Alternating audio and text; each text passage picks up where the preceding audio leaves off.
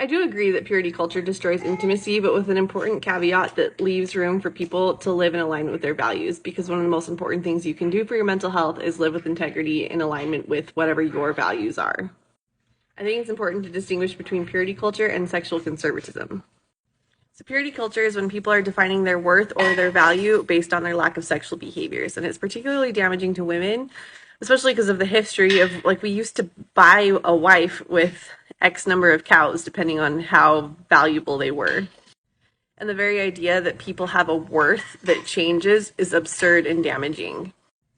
So purity culture absolutely does destroy intimacy, because if you believe that your worth is tied to your lack of sexual activity, then it's going to be impossible to get married, flip the switch, and now all of a sudden your worth is defined by the opposite, like how hot you are as a wife or how like sexually open you are with your husband as a wife.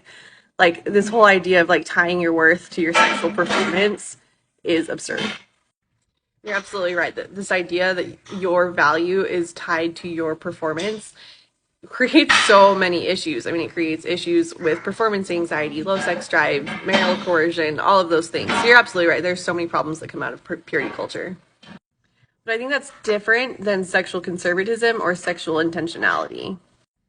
Sexual conservatism leaves room for you to decide what your values are and figure out how you're going to show up with integrity in your own life.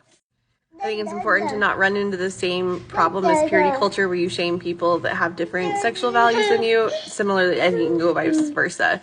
I think there is beauty in sexual conservatism, that when people choose that, they can still live a healthy sex life and it works for them. There's no reason to shame that.